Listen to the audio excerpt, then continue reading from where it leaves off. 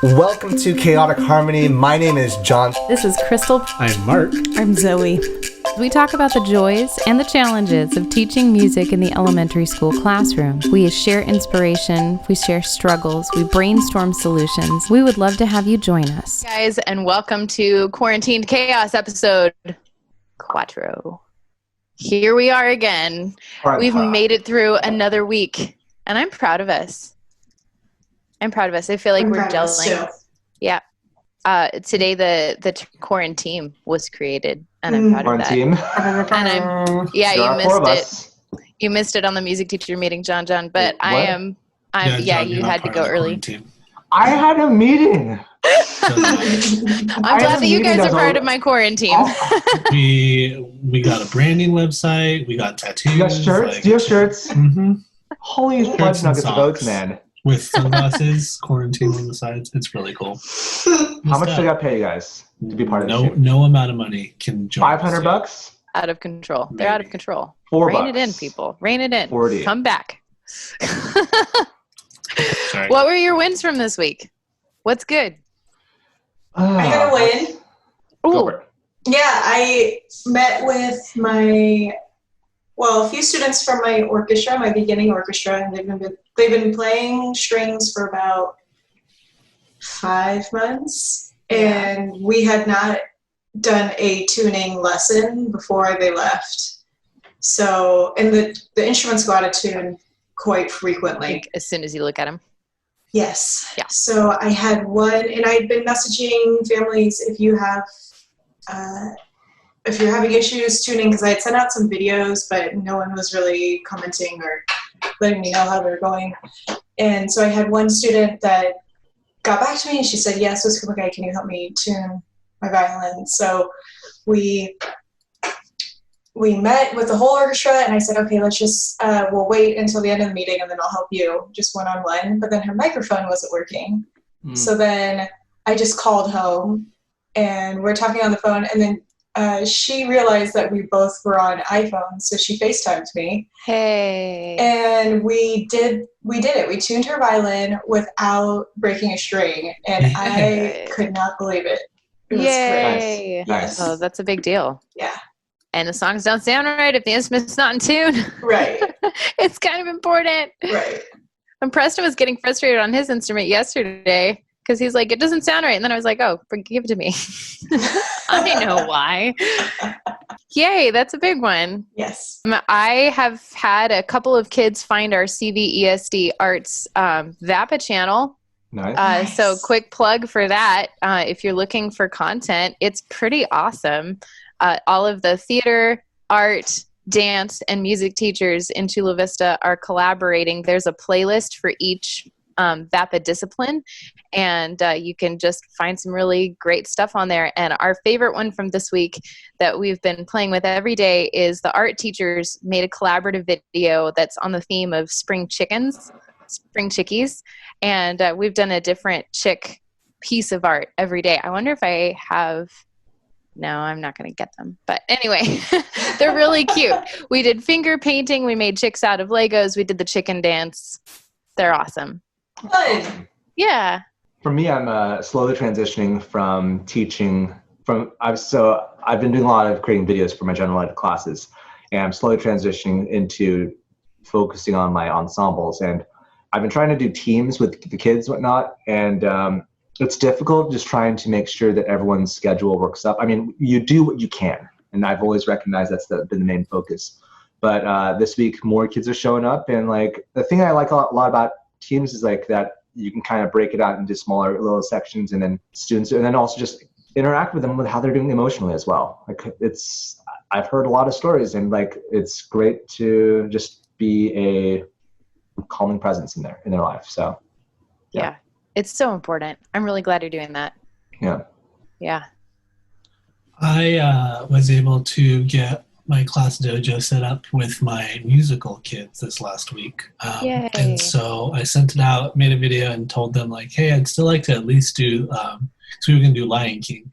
And so it was like, I'd still like us to try to do Circle of Life, and we'll do one of those montage, like big, everyone's singing, and I'll edit the heck out of it. I posted it yesterday, and probably within an hour of me posting it, I got a picture on Class Dojo of one of my first graders who is just the sweetest little thing. She had her script out on the table, and she was relearning her lines and stuff. So, yeah, it's really cool. Really cool, excited. There's been some excitement around it. And so haven't been able to connect with all kids with it, but the ones who are wanting to do it, like, they're ready, man. So, That's cool. That's cool. Yay. The other thing that made me feel good this week was we've now made contact with every kid in the school except for one. So we're trying to hunt him down. But it was just good to know that everybody is accounted for and that we're getting stuff to everybody. They're doing materials distribution this week. So I know they'll have some structure even if we don't have devices out to everybody yet. But they're even working on that. So we are making progress. Yes. We're making progress. Yeah. Yes. It no longer feels as much like just raw survival as the first couple of weeks did. I feel like my anxiety level, I mean, it's fluctuating, but I feel like it's not that constant vigilance, like the hyper aware that the first couple of weeks were, and that I'm able to breathe a little more. I'm sure that, having the actual good internet also like has helped immensely. Oh my gosh. That was awful. Yes. Yes. Thank you. Thank you for bringing the bucket truck out, internet gods, and fixing it. Yeah, that was not good. And here we are now. I know, but I'm kind of grateful for the experience because it gives me a lot of empathy for the kids that are in that situation where they are cut off from their classes. They're not able to join video chats. They don't have devices. I got a little taste of that, and it sucks. How are you guys? I'm a little worn. Yeah. But I'm well. Like I'm doing. There's a lot that I want to accomplish by the end of May. Mm-hmm. So I'm worn, but I'm doing well. Again, like just the small bits that I'm getting with my students just are nice lights for me. They're nice little uplifting things. Even though like it's not to the John Seligman standard of what I often desire, which is always too much for anything. But like regardless, things, as you're saying, things are stabilizing, things are moving forward. There's a lot on the horizon, but I'm doing well. That's pretty much where I'm at. It's so hard to let go of that music teacher perfection piece. Like we really strive for excellence, and now we're striving for connection. And making that shift is not small. For me, it's not excellence in this regard. It's ambition. It's like I have a lot of really cool stuff that I want you guys to try out, but in order for that to happen, there's a lot of things that need to be taken care of in a digital sense. And so, realism versus like excitement is just that juxtaposition I'm dealing with. Yeah. Well, and we're not there. We're not peering over their shoulder going, push play. Don't just watch it, do it, Mm-hmm. I would actually say from time to time in my classroom, guys, this isn't TV. This is real life. I want you to talk to me. And now I'm going to have to retrain them all over again when this is over. Because, when you ask your class a question, they're all like, especially in the morning, Monday morning. Oof. Or after lunch. After lunch, Monday morning, or the day after break. Oh, gosh. I feel like there's like Halloween. It's like a 40-minute window in the morning and a 40-minute window in the afternoon where everybody's like gold and you just live for that. Mm-hmm. I was just listening back on the last couple episodes and hearing everybody say things like, I feel like I work all day and don't accomplish anything. And I feel like I'm in a place now where I'm giving myself a little bit more grace about that and just a little more realistic about what I can accomplish. And I find it fascinating that every time I make a to-do list, I get exactly half done. Huh. You get half? I don't know what that is. Well, thanks. I hate it.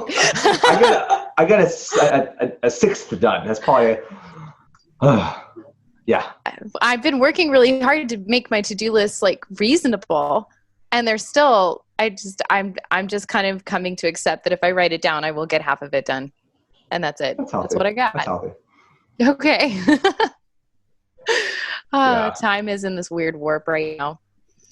We're having Victoria join us today, Victoria Boler, for her second time. We got to interview her back last summer when we were all together last time for our ORF level 3. And I'm really excited that she said yes. She was one of the first people I talked to when I was ready to start constructing online lessons, because she has such a great presence on social media and she has such a good head on her shoulders. She's one of the most organized people I know, which I admire greatly because I am not. And she just thinks in this very linear fashion. And I feel like I'm now ready to absorb from her some of her brilliant ideas for how to teach and assess online. So excited, because I wasn't there the first episode. I had to listen to it after the fact. You were in Spain. I was in Spain. Mm-hmm. But yes. Yeah. But she is amazing. She is amazing. Have you guys started to assess online yet? No. I'm okay. trying to survive still. I understand. Yeah. I was just curious. We're starting to get work back from kids, but it's like a very small percentage of the kids will actually turn anything in. Right. So I actually want to do a little shout out. Actually, I was part of the Save the Music workshop, and a teacher over in Connecticut, Naveem, he was sharing about this approach on how to work with band in a distance kind of situation where they like play along with almost like a karaoke track. And I was thinking that is like a perfect mode. I've been looking for something to latch onto as far as assessment goes in a distance learning situation. So I just had the workshop yesterday, and so I'm trying to implement that with my band today. I started that, and so I guess my assessment has begun. We'll see if I can assess my assessment, but you know how it rolls. It's so interesting how I feel like a first-year teacher in so many ways. It's like, all right, is this going to work? Right. Like I was finally in a really comfortable place. Question for you guys. And Crystal, especially you since you've like been teaching longer than me, do you ever not feel like a first-year teacher? And when I say that, like I have much more confidence in what I'm teaching, but I'm constantly like, did that work? Did what I teach like 2 years ago, is that working now? Like, I will say that after I took ORF level 1, I felt like a first-year teacher all over again, and I'd been teaching for 9 years, and I was like, oh my gosh. It just took everything and flipped it on its head. So when I was doing my field work, when I was in my teaching program, I did some observation with Dr. Daly, who is in charge of band. At the time, he was the band director for Point Loma High School.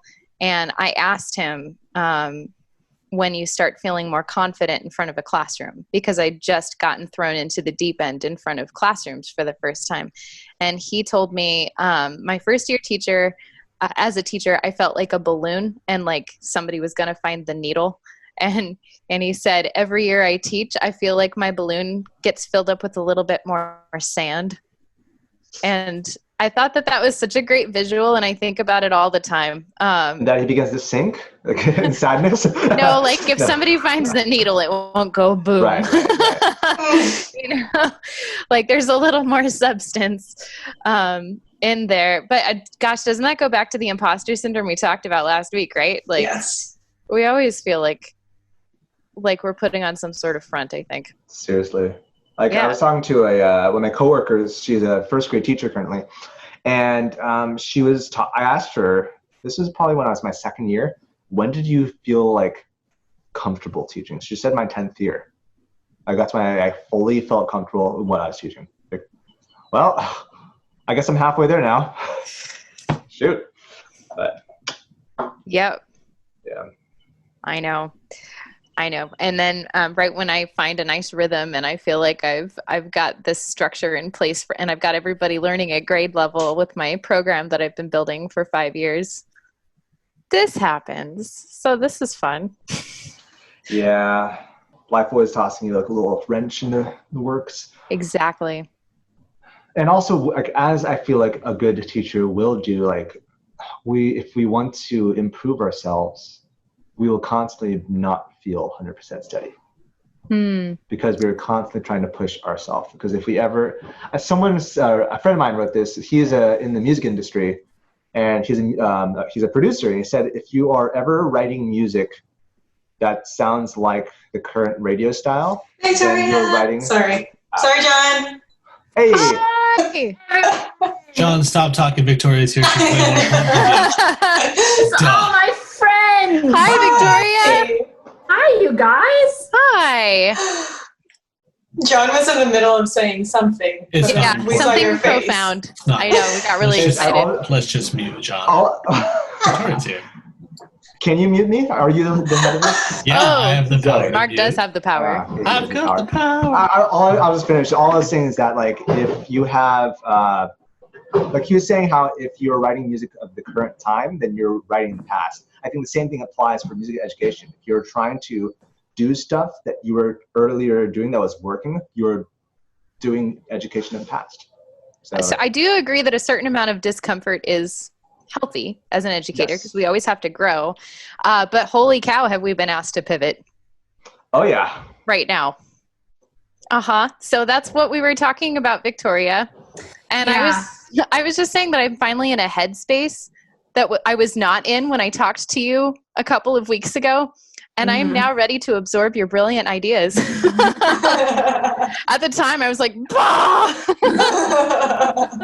Yeah. So you called me and you're like, I kind of need someone just to like bounce off my experience. And I was like, oh yeah, no, I'm not going to be that person at this moment because I'm in with myself. And so I'm still problem solving. So yeah, I'm sorry that I wasn't like an empathetic listener. You were an empathetic listener. You did a great job. I felt a lot better after we talked. It was just nice to know that I wasn't the only one in that space. You know, and I keep reaching out to educators that I respect and I know are excellent educators, and everybody was feeling that way, and everybody is feeling that way. Yeah. So how are you doing now? This is a life update from me. How about, okay, so we should probably say again who you are. I'm just assuming that everybody has listened to almost 40 episodes of Chaotic Harmony. If you haven't, pause, watch the Go back, and then like and subscribe, and then Leave a review, tell your friends. Yes, please. Come back and listen. Yes, please. So Victoria, who are you?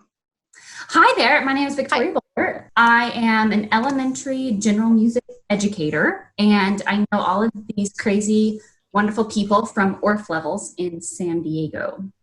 Chula Vista. And yeah, from Chula Vista. That's me. What else is there? And you're an amazing content creator. I share my teaching ideas and my philosophy and things that I think would be fun for me to put out into the world at victoriaboler.com. And it's all extremely wonderful.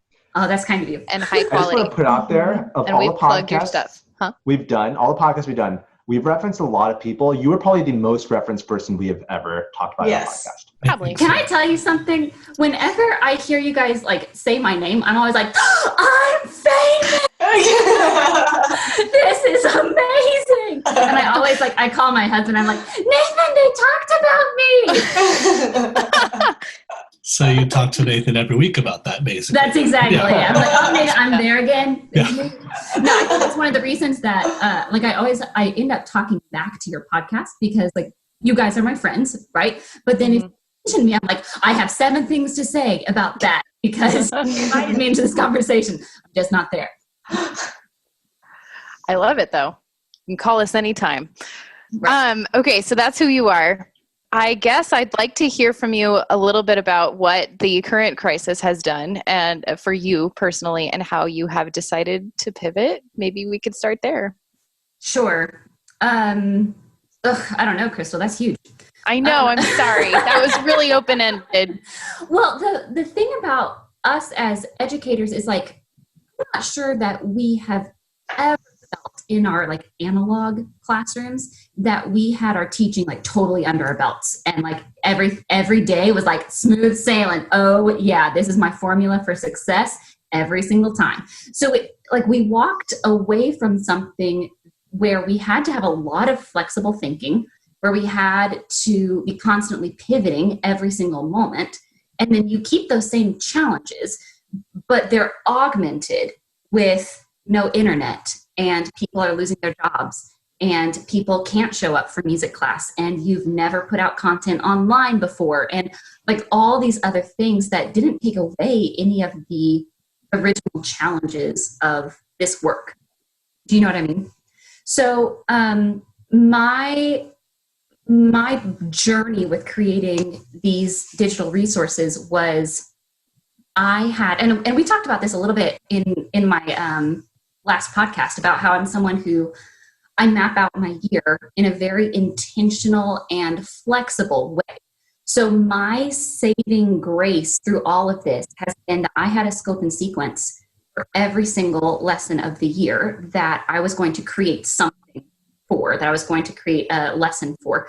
And so when everything went digital, I was like, no problem. I have my scope and sequence. I don't need to change anything. I just need to take this music stuff and make it digital. And I agree with that approach. What I did not take into account is that I don't have the headspace to make every 5-minute like increment of my lessons into a digital response activity. And it's not even that I don't have the headspace for that. People don't have the headspace for that. Like the kids. Yes, they don't have the headspace. Don't. Mm-hmm. They absolutely do not. And their parents don't have the headspace. And their siblings don't have the headspace. And they're all sharing one iPad, you know? And so well, I agree with myself in my philosophy at the beginning. I think I was on the right track, but there was no way for any of us to know how much this was going to impact our day-to-day lives. Mm-hmm. So the way I approached it was, what is my regular teaching like? What are these resources that I'm already creating? What does that look like digital? And that's kind of how I approached it. And it's similar to how we approach things in our classrooms anyway. Like, what would be fun and creative and fulfilling for me as an artist and would also align with my educational philosophy? It's the same thing in theory, right? And I know it's always easier in theory, but it's the same thing. Our method of delivery is just super different. And the context where students receive the information is still very different. But I think that I found a lot of peace remembering that I haven't changed as an educator. As a musician, I'm still the same person. My philosophy is the same. I'm just adapting in a different, a different set of circumstances. I like that a lot. You go, Sorry, Zoe. I like that a lot because I feel like a lot of educators were so much focusing on the content and how do you transfer the content into the digital space, when for you and for all of us, it should really be, how can I transfer my philosophy? And it's going down to the root of it. And then from there, you're not planting the tree, you're planting the seed. There you go. Yeah. I like that. My friend Ann Molesky talks about looking at all these different digital resources and trying to crush them into the mold of being musical. So like, is Flipgrid for music? No, it's just like a general education. Seesaw? No, it's not for music. All of these things, Google Classroom. So you take these digital devices and you try to cram them into the music space, as opposed to taking what you're doing musically and finding a way to make the music digital instead of making the digital resources musical. And that framework was helpful for me. Nice. What I was going to say, Victoria, is that when I'm listening to you talk, first of all, it's so good to hear from you. It's been a while, but it has been a long time. when you're talking, you're like saying out loud that conversation or conversations that you've had with yourself. Mm-hmm. And we're having to do that a lot. I mean, we had to do that when you're in our own classrooms at physical school, in our own, little island, but even more so now, we have to be talking to ourselves, and sometimes it feels kind of scary because it can escalate, but mm-hmm. the way that you are saying it, it's like you're grounded in something creative, in a creative process, and I just so admire that. Thank you. Yeah, that's super validating to hear, Zoe. I think a lot about how vulnerable we ask our students to be in the music room. For example, improvise or adapt to challenges, or all these things we ask our students to do, but we would never ask them to take those risks if we had not first created a safe classroom environment. And I know that they're all about like the social emotional wellness, like creating a safe space for students so they feel loved and supported and that they have a foundation to be musical. if that's what I would do for a 7-year-old who wants to run all over the room and break that he can, why would I not do that for myself? Like, why would I not create a safe space where I feel like I can have fun and be expressive and educationally sound in a way that lets me sleep at night and be excited to make something the next morning? You know, it's the same thing that I would do for students, and I'm every bit as worthy of that process. I love that. I think that's a beautiful way to talk to yourself. Especially as I've been talking to so many educators who right now are in this headspace of, we talked about this last week, like nothing I am doing is enough right now, right? It feels like we work all day and we're just spinning our wheels. And is this reaching anybody? Is this effective? Mm-hmm. Is this working? And taking a step back and being like, you know what? I need to give myself that grace of what I am doing right now is enough because it's what I can do. And I am doing what I can do. Mm-hmm. What I would add to that, Crystal, I totally agree. I had a conversation with an incredible pianist, and she has graduated from her undergrad performance degree, and she was talking about how nervous she is to play at her church because her professor is there. And this was obviously like 6 months ago.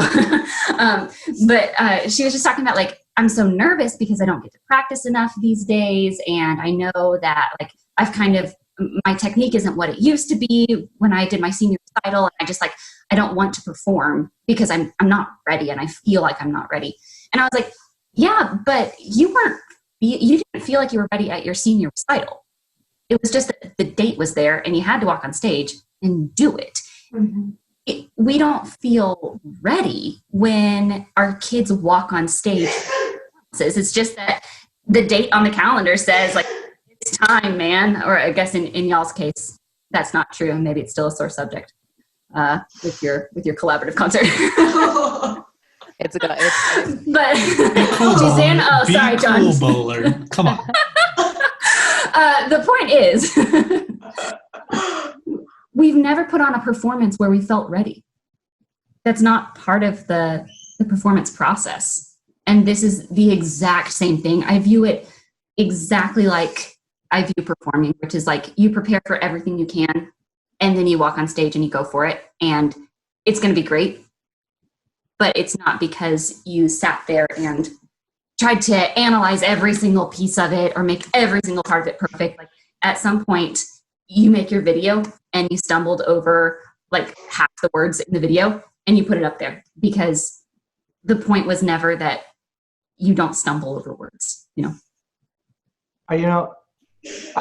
In conjunction with what you just said there, and also something else said earlier on, it really, like, it hones in on something I felt when I started, going into this digital space, and that this has been such a wonderful opportunity for me to empathetically recognize where my students are at. Because when I remember the first couple of videos I made, it's like, nope, I didn't send that out. This is trash. And like, I just had like 5 saved versions of one video. Mm-hmm. And it was just, and as I was learning also how to edit videos, like, I was failing so many times. And how often do we ask our students to do the same thing?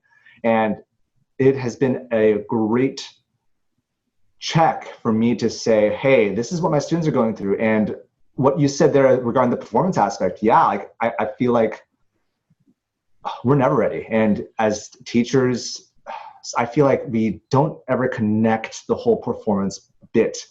But you're right. I feel like there's something more to say, but I don't have the words to it. Well, what I would add is, like, it makes you check yourself anytime you're like, that kid needs more grit. That kid just needs to apply themselves, right? Like, this is so much, and our students have a lot being thrown at them as well every single day, Yeah. Yeah, actually. Yeah, every time I'm in a Facebook group and somebody pops in and says, how do I respond to this kid who emailed me and says, I'm sorry, I can't do my music this week? I'm like, you respond and say, are you okay? Mm-hmm. How are you doing, buddy? Because I don't know about you, but I'm struggling right now. And I found, my kids might not be doing their music lessons every week, but they sure want to pop in on the chat feature on Teams and talk to their teacher because they miss school and they miss that safe space that we provide. Also on that, like I've, as I try to navigate teams, which is entirely new to me, and as I see other teachers try to navigate teams, and it kind of equates the whole learning experience once again. One thing I love telling my students is that it's been a pleasure working with you, because I've never, like, I was talking to actually a former student of mine, because I'm trying to create this alumni choir project, whatnot. The student couldn't be a part of it, but I was just saying, it was really great working with you for 2 years. And that's what it really is. And this is kind of also taken the veil off that it's not a teacher versus student thing at all whatsoever. Be it in the music classroom or the general ed classroom, we are all in the same freaking boat. And the kids might know something more than you, and that's good. You don't need to squander that. And I think it's something important that, at least for me, to take that into the, I like how you put it, the analog classroom. Yeah. And like, remembering that when I'm a teacher there in a live situation, checking myself, this is still, even though I'm a teacher, they're a student, this is still a joint learning process. So say we all. Yeah. May the 4th be with you. That's late. That Oh. happened on Monday, according to when this is released. So with you. I'm curious about this, Victoria. Okay, so we talked last time about how important it is to speak the language of your administrators. And that was a big takeaway for me from our conversation. I wholeheartedly agreed with it, but I'd never really, put it in the language that you did before. And I found it really helpful to think about it that way.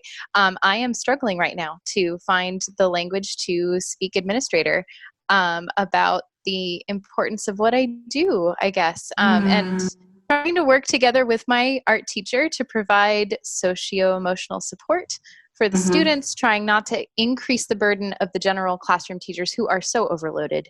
Mine are working so hard, and I really admire them for what they're doing for kids right now. But I'm looking at the rest of the year, and I'm even looking at the beginning of next year, because there's a lot of rumors floating around of maybe this goes on for longer. And I'm wondering, how do I communicate that? How do I put together a plan that continues to say this is important, and this is why we need to prioritize it? Right. Yeah. I have no idea, Crystal. Cool. I have no clue. Thanks for listening, everyone. We'll see you next time. That it's a huge thing. It's a huge thing that I'm thinking about a lot. And that was, I don't want to be the voice of doom and gloom, because that's not who I am, but I want to look at this situation very realistically, that, and I know this is something that you guys have touched on already. But when we got the news, like as a nation, that, one by one, things are moving digital, and that has looked so different for so many different art programs and music as the arts, right? Across the nation, there are some educators who are still expected to do assessments, and they are showing up on Zoom calls, and it's like an hour music lesson, and whoever shows up is there. Like I'm talking to someone specifically I had a conversation with, and she's like, yeah, I had a Zoom call, and I just sat there on an empty Zoom call for an hour, and I worked on some other project. And like, oh my goodness, that is brutal. I can't imagine. So this is all to say, like, my giant like fears when I heard the news. We were already in a situation where we're seeing our time cut. I'm not so concerned about, this is a separate issue we can talk about some other time, but I'm not so concerned about funding cuts as much as I am time cuts, because it's like, I can do anything with kids as long as I have kids. But if you don't give me the kids, we're going to have a hard time doing anything at all. So I've been concerned that this is an example of arts programs being pushed to the very back of the priority list once again. And I have a fear that when we jump back into the fall, what the fall looks like, we are not guaranteed time with students. We're not guaranteed time to make that loss of instruction up. even though like we can make the argument that this is not loss of instruction, this is growth for everybody, et cetera, et cetera. So that's been on my mind. Something that I have been, one of the ways I've been approaching this is collecting data on student learning, on student participation, on student growth, because administrators really like to talk about numbers. They like to talk about things that they can quantify. Every administrator, hopefully, really loves their kids and they love the students in their school. But at the end of the day, they have to make something fit in a schedule. And so if you can say, all of our students have a right to free and appropriate education, and arts are a part of that. This is how many students were able to take advantage of that right in September 2020. This is how many were able to take advantage of it in March. I guess September 2019, March 2020, right? And say, like, I can quantify the loss of instruction in my classroom. I can quantify and show you this kid has never shown up in digital learning. This kid has completely lost his right to free and appropriate education. And that's not okay with me, and it should not be okay with you. Wow. I think the more we can quantify it, it will help us communicate better. Okay. I hear that that's daunting, and I hear myself say it, and I hear that it's like, oh, now you also want me to like track grades for my kids? What are you talking about? I do recognize that it's like one more piece. Mm-hmm. But I would be curious to see, even if we just started tracking participation, not even like these kids, I don't know, accomplish an assignment, right? Because we don't care about assignments right now. We care how many kids can show up and be a part of something musical. So if it's YouTube views, if it's people interacting on Class Dojo versus your entire grade level, that's something where you can, like, because we don't want to walk into our administrators' offices and be like, I feel let down. I feel sad about this. Right. Because they're gonna be like, yeah, listen, everybody feels sad about this. I would just encourage us as a community to try to find ways that are communicative and concrete instead of abstract, instead of like subjective, and it will still be emotion based. I'm not suggesting we take the emotion out of it. It's a very emotional issue. Sure. But I'd love for us to find a way to communicate objectively. So my art teacher and I kind of landed on this way of thinking this week. She was like, well, normally I would be plastering the hallways with art and you would be putting on concerts.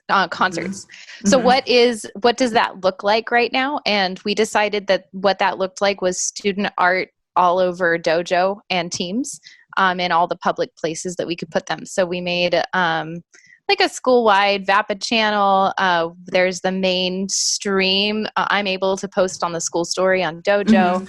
And just every single kid that made a color wheel out of their toys or tried to do like the clapping game with a sibling that I put up, or made a water drum in the kitchen this week. We tried to put out there. And I think a lot of people got joy out of seeing that. And every time I got feedback from the teachers, they were just saying, oh, it's so great to see their faces and see how much fun they had with that. So and it's kind of like stepping back and going like, we're going to keep the fun in this because everybody needs a release right now. So whereas normally I would be like, really focused on who's reading quarter notes and who's able to keep a steady beat. Right now I'm like, who's doing it? Right.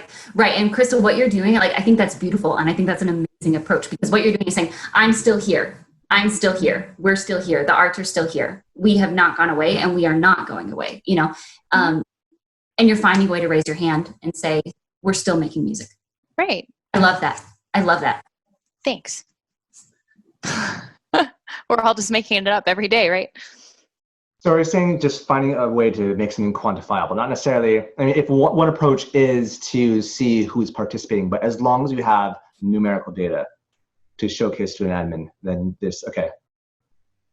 Yeah, that's... As you say this, I'm just trying to ruminate how this would work, that's all. It's like, it's good, but I don't know how. I know. And that's the tough thing about like any conversation with any music teacher. It's like, our situations are so different, and Chula Vista is no exception to the diversity aspect in our nation. Yeah, I have 400 kids, and that's on the low end. It's yes. Yeah. Yes. But Crystal, how many do you have right now? Yeah, right. That are actually doing it. Yeah. I mean, 30 so far that have really, posted something. Mm-hmm. Yeah. Mm-hmm.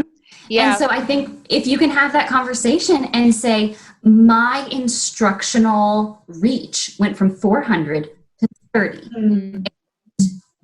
The job of the school is to provide educational experiences for students.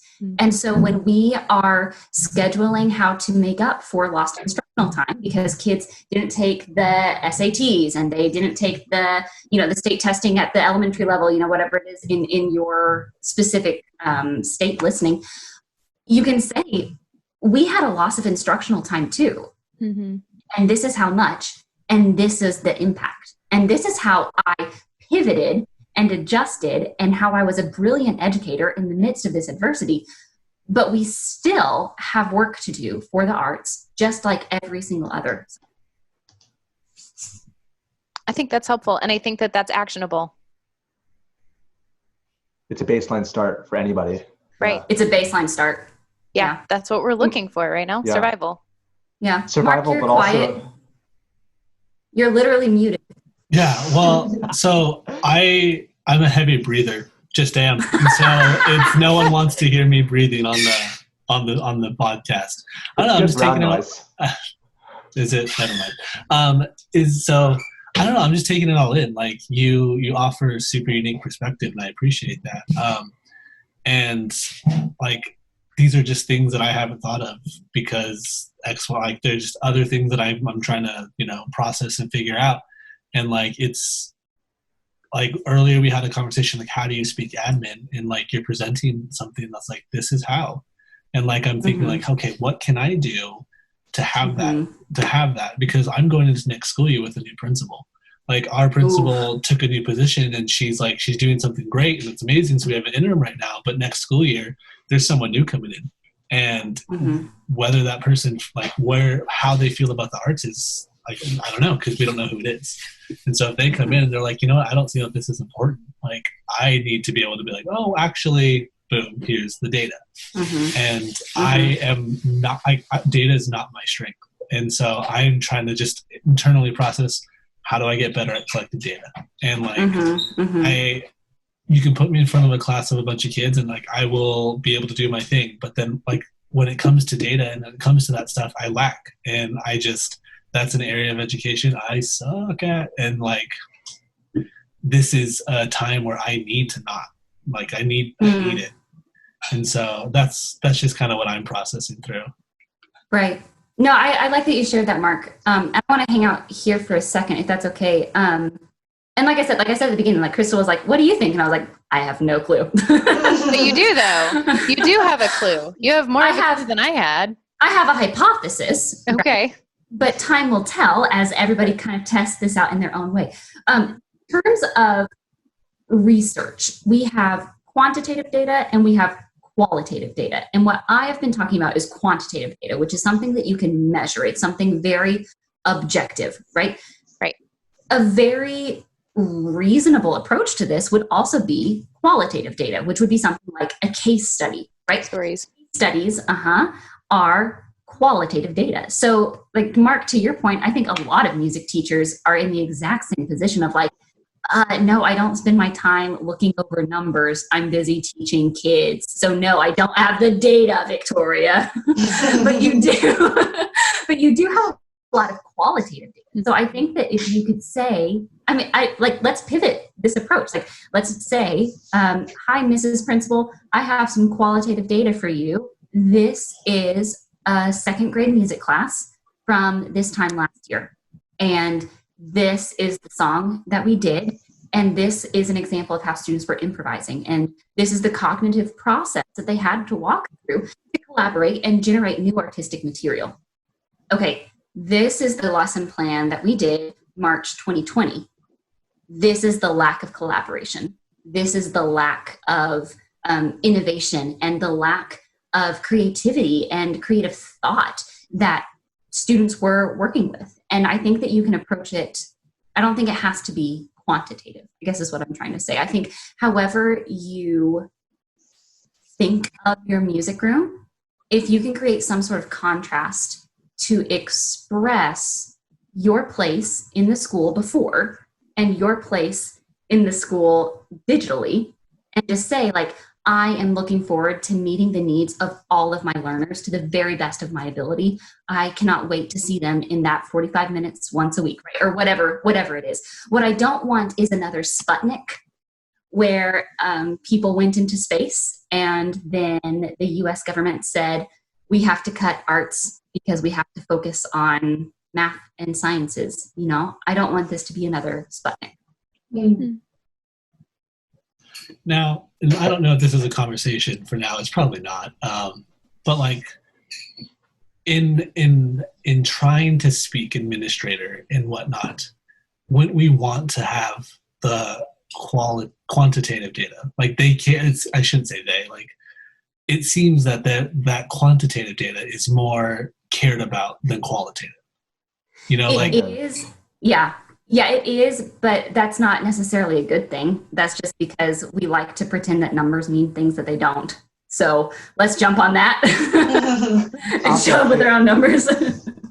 I mean, I hate numbers and I hate math, so it's fine. Mark, what you're saying right now is that, like, do they care more about quantitative data? Quantitative data is more easy to see. It's easier to, like, when you give people qualitative data, you have to have a strong thesis in what this means. Otherwise, it's just a bunch of narratives, which can mean anything and can be spun any way. So whether or not you use qualitative or quantitative data, anyone who's trying to defend the arts has to have a strong argument and believe in what they're saying, and then use the data to just have a strong feet underneath whichever kind of data you use. Yeah, and I think it's okay to mix both, you know. And it's, I mean, words can lie, numbers can lie. It's not that one is more true than the other, right? It might be that one is easier for you to articulate. And I think that's a good way to go forward. Yeah. Also, Mark, you were telling us a case study in a sense. one of your students earlier today when we were talking about, I think her name's Candy, and how you've known her since she was a second grader and just the huge growth that she's made. I wonder if you could, like, continue that story, update it to the present. Yeah. Not just that, but I think just, like, holding on to all this. We have so many narratives as teachers. We have so many stories, but we share them with our friends, and we share them orally, and we don't ever document them. I think the cool stuff with Chaotic Harmony is that on our Instagram, we just post these quotes of encouragement. And, like, it's mostly it's kind of an open-ended purpose. It's kind of a purpose to share, like, to encourage educators, but also it can be, if we as educators document our stories, it can be used as stories for advocacy as well. We just got to hold on to them, get the date down, get the name down, get everything. Like, we just got to organize our ish together, I guess. Yep. Get your ish together. Get your ish together and realize you have lots of data. You do. You're just not calling it data. Yeah. I think that this is a really good starting point, and I appreciate it. Thank you.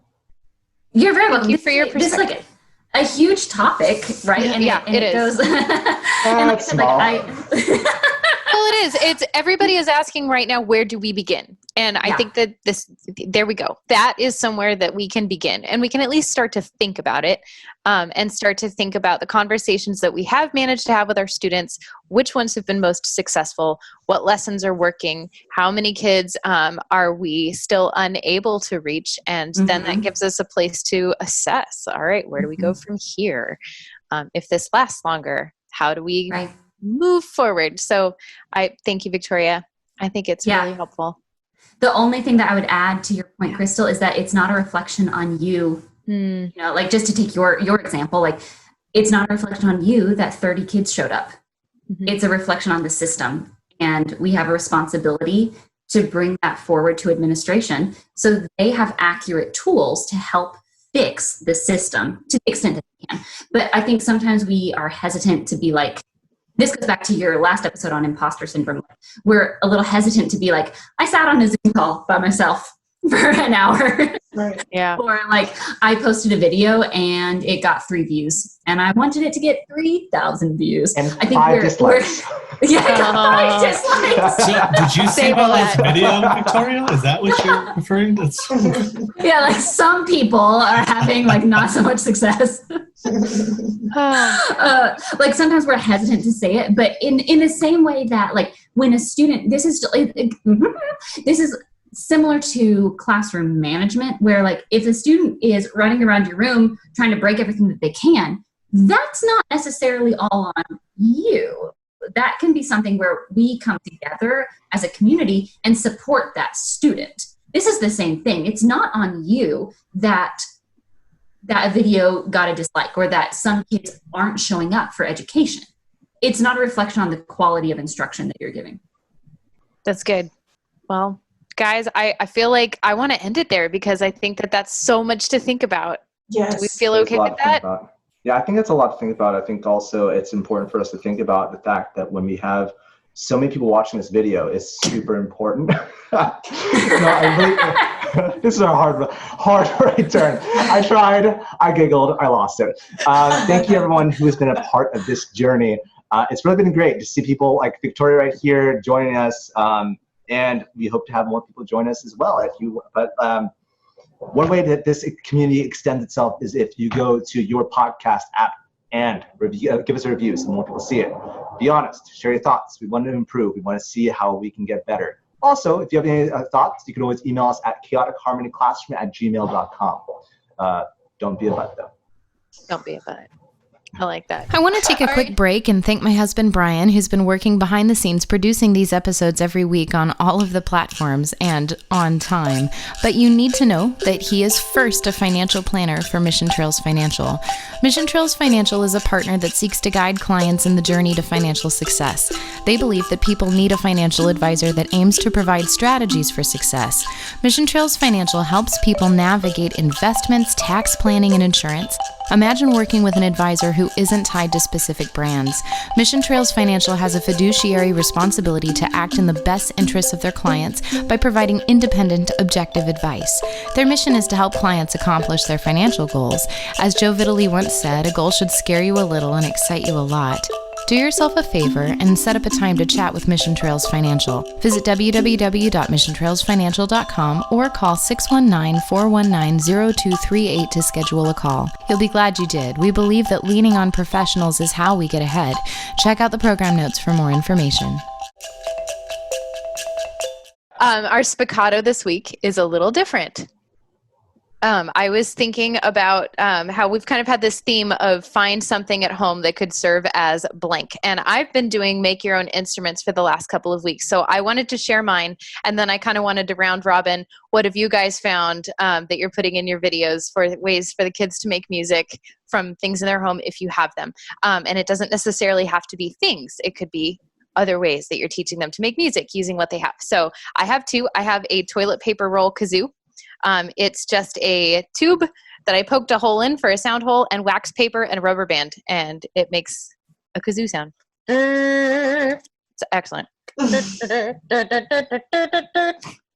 Theme song. And then this was the other project that got a lot of response. It's an Easter egg with seed beads in it and tape and spoons. Yay! Yay! Super simple. And a bunch of kids made them. It was really cute. Lots of colors. Lots of Easter egg colors. I feel like I want to say this. Whenever I make instruments on my videos, I come from such a impoverished school, like where we have 100% free and reduced lunch.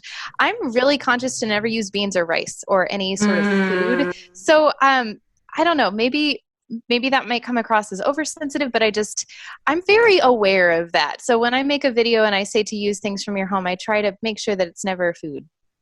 I'm just throwing that out there in case that might plant a seed that could be helpful. So anyway, what do you guys... It's your demographic. I don't think it's oversensitive. Yeah. If it's not applicable to your demographic, then so be it. But yeah, listen, if your kids have lots of rice and beans, that is awesome. Yeah, that's a good thing. But don't virtue signal your rice and beans, okay? I don't know. It's just something that I think about a lot. So when I was thinking about what to put in the Easter egg to shake around, I used beads. And I said, you could find small rocks outside as well. Or I was trying to think like, what's something that would make a shaky sound? So that's what I thought. Do you guys have ideas for instruments that you could make your kiddos? Or ways you're making sounds?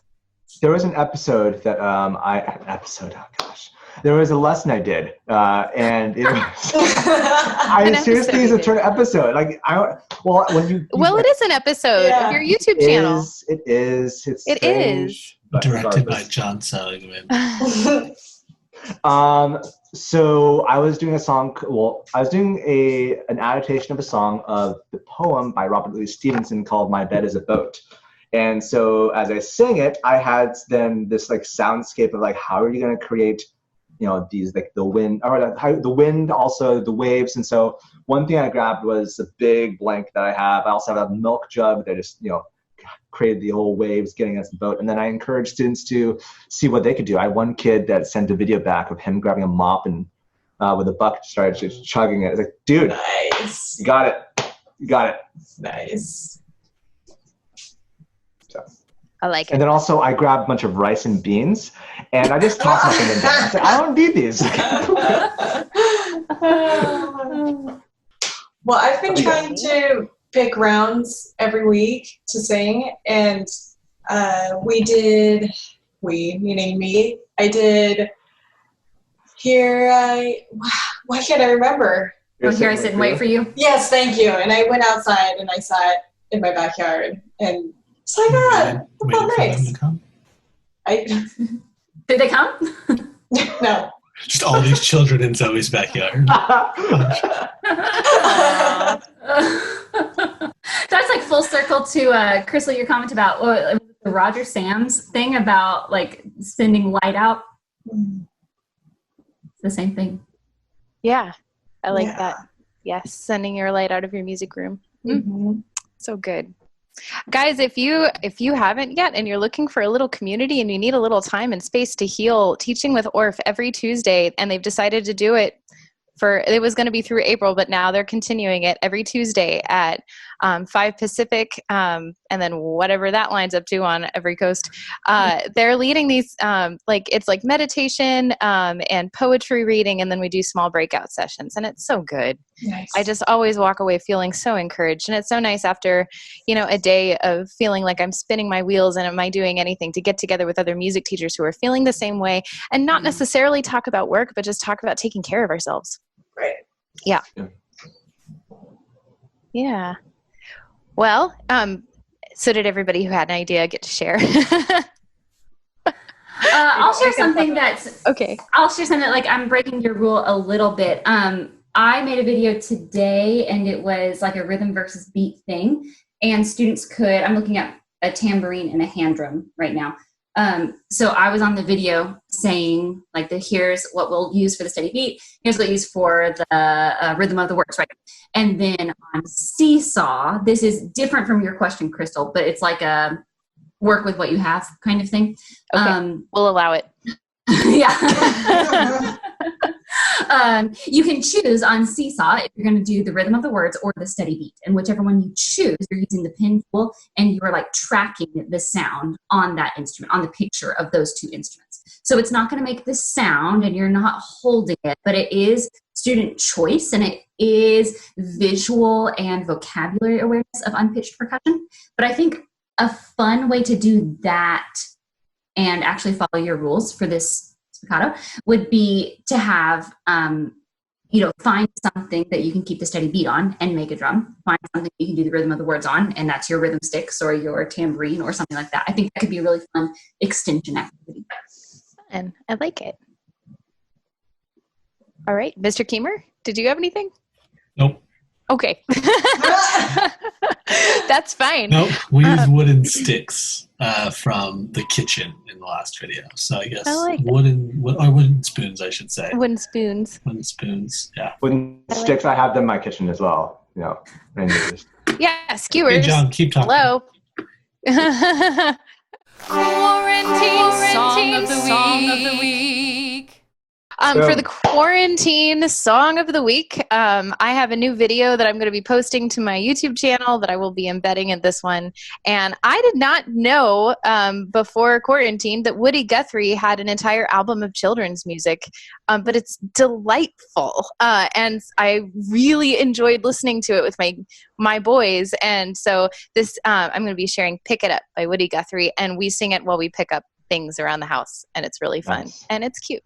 Yay! So that's the quarantine song of the week.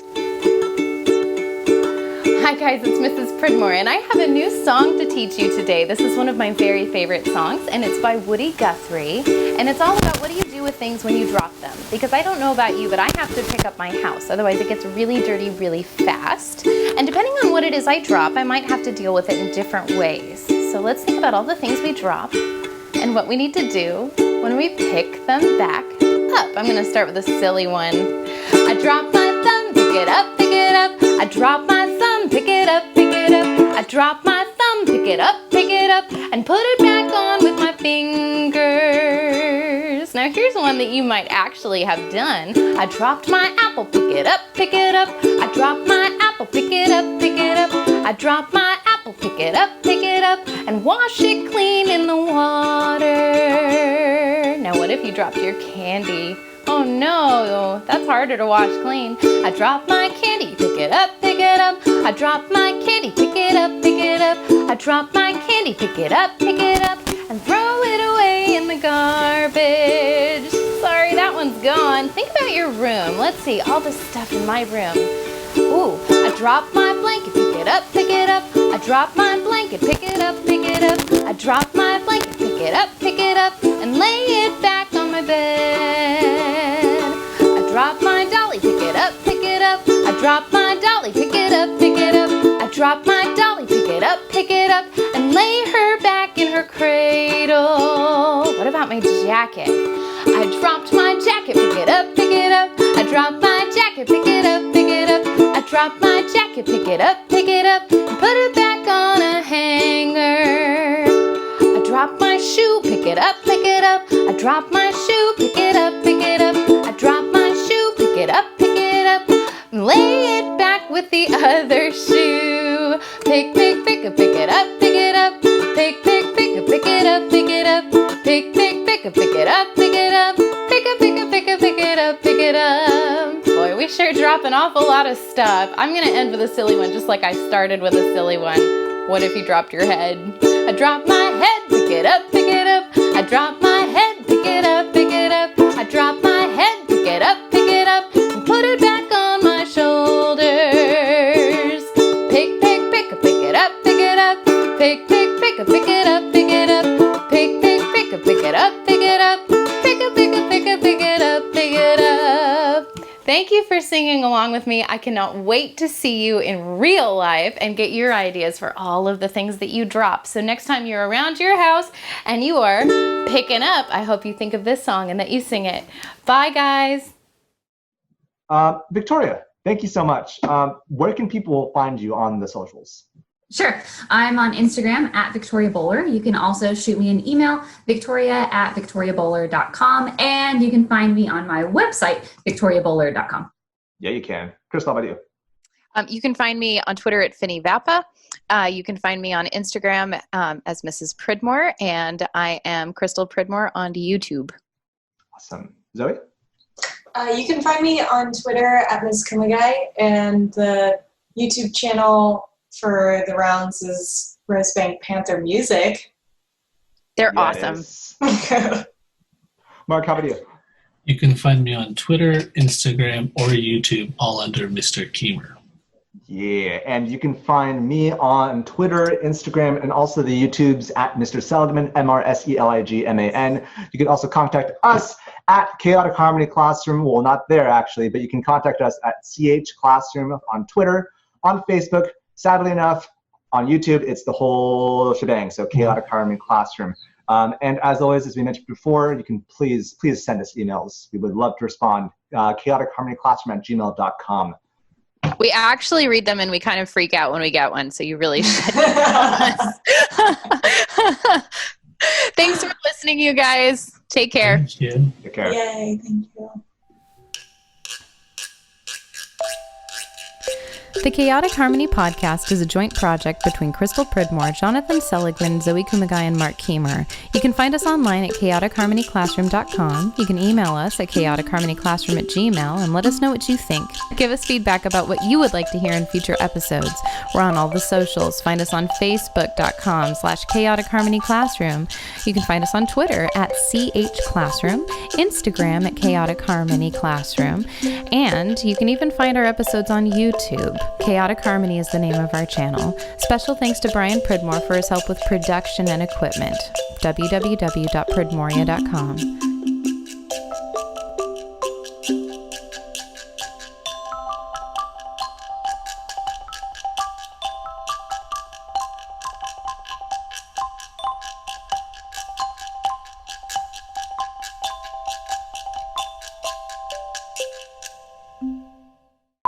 And now, John, off to you. Sorry, that was a wonderful quarantine thing. Come on, bro. Yes. What? Sorry, I was. How many times do I have to tell you we don't have to wait? I'm sorry. Insert. I saw the shadow behind me. That's why I was thrown off. Okay. Anywho, it happened. Actually, I was doing a band terrifying. rehearsal. The ghost of roommates past. No, actually, I was. John doing a lives band by rehearsal. himself, so it's even worse. Wait, I do? No, I was doing a band rehearsal, and while we were choir rehearsal, while I was singing, someone typed in the chat, "Oh my gosh, there's a robber behind Mr. Seligman." I was like, "No, get back focused, okay?" Anyways, back to the topic at hand. It was good. I'm good to go. Okay. I cannot sit still. Me.